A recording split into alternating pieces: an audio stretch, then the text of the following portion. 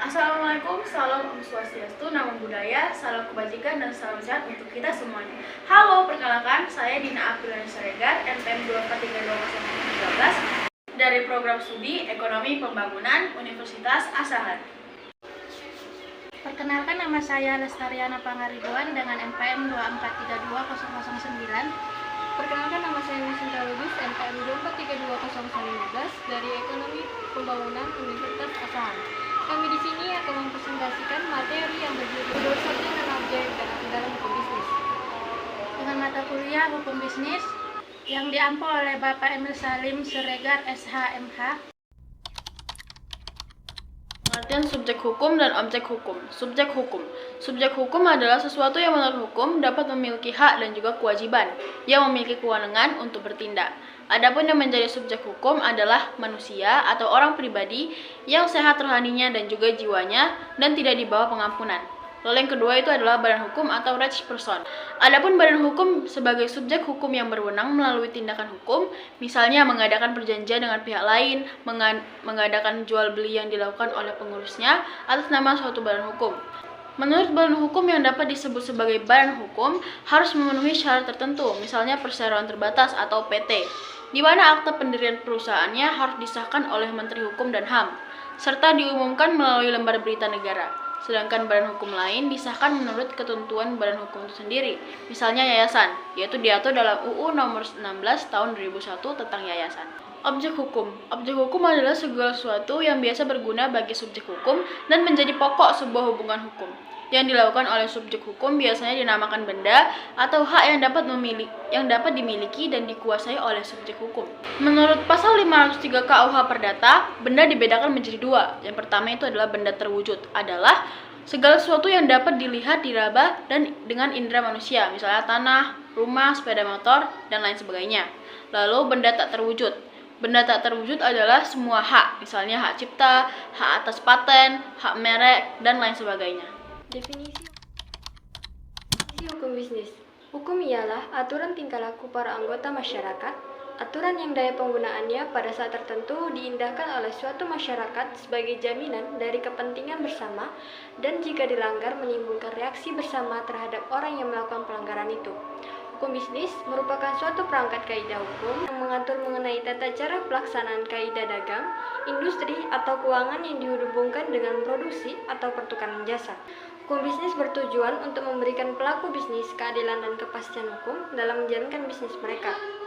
Dengan demikian, hukum dan hukum bisnis berperan penting untuk keberlangsungan bisnis agar tetap tertib, aman, dan juga adil. Tiga jenis perusahaan dalam dunia bisnis. Yang pertama, perusahaan manufaktur atau manufacturing business, yaitu badan usaha yang membawa masukan atau input dasar yang menjadi produk yang dijual pada konsumen.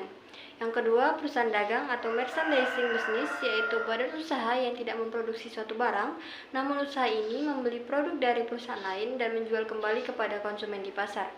Yang ketiga, perusahaan jasa atau service business, yaitu badan usaha yang menghasilkan jasa, bukan produk atau barang, untuk konsumen. Jasa yang dimaksud yaitu berupa layanan kepada masyarakat. Aspek pokok dalam hukum bisnis.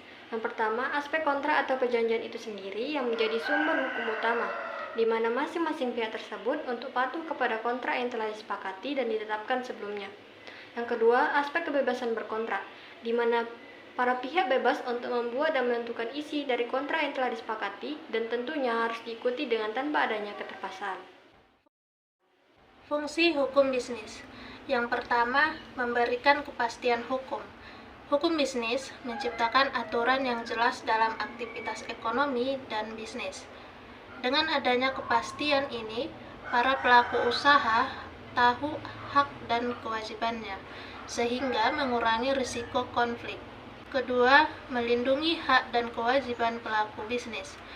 Hukum bisnis menjamin bahwa setiap pihak dalam transaksi bisnis, baik penjual maupun pembeli, pemilik modal maupun pekerja, terlindungi haknya dan bertanggung jawab atas kewajibannya.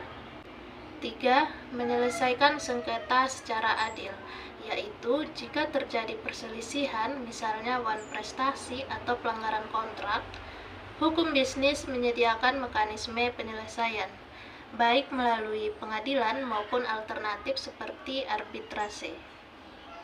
Keempat, mengatur tata cara transaksi bisnis.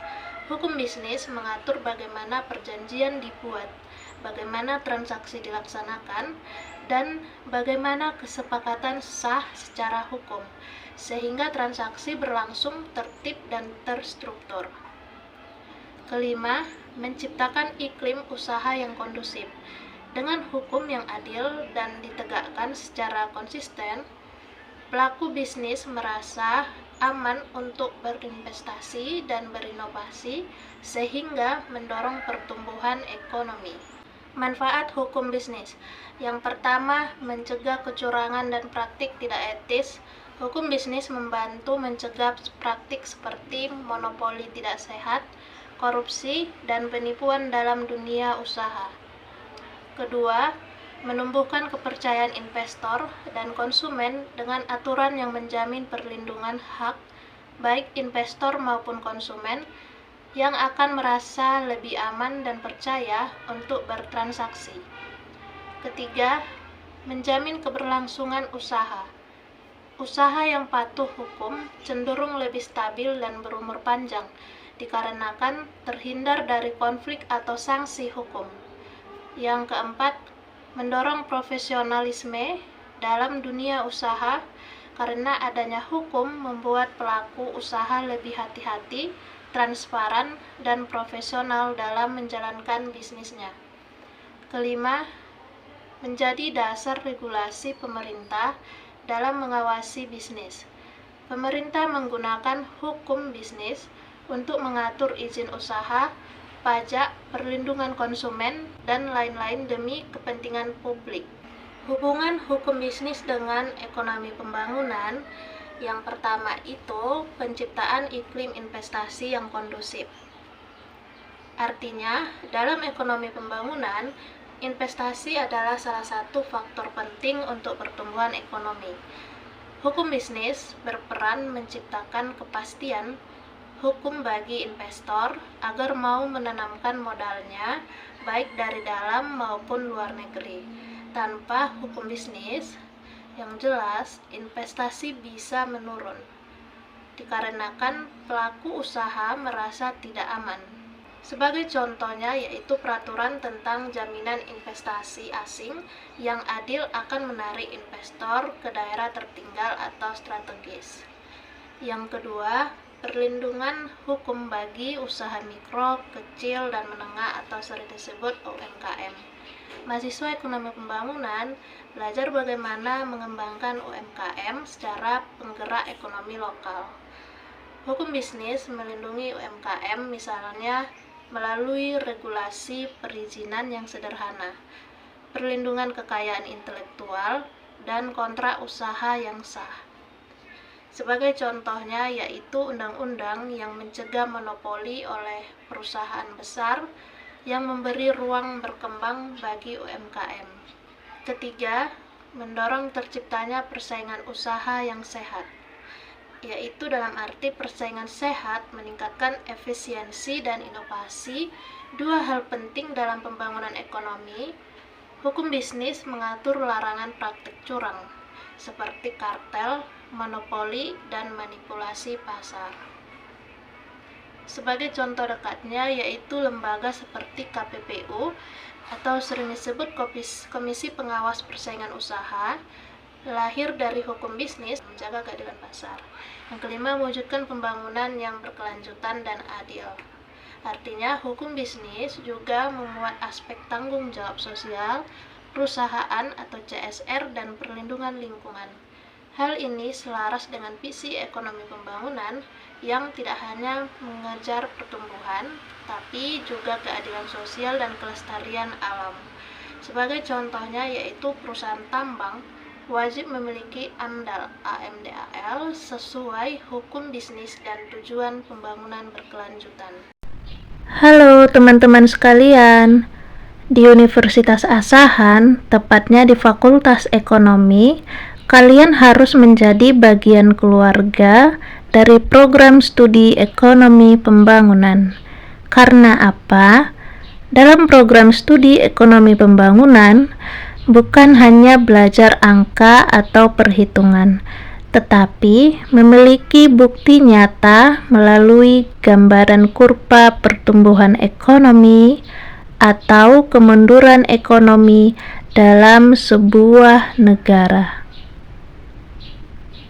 Sehingga kebanyakan lulusan dari program studi ekonomi pembangunan sangatlah cocok bekerja di bidang instansi pemerintahan seperti Badan Pusat Statistik, Bank Indonesia, Bappenas, dan banyak lainnya.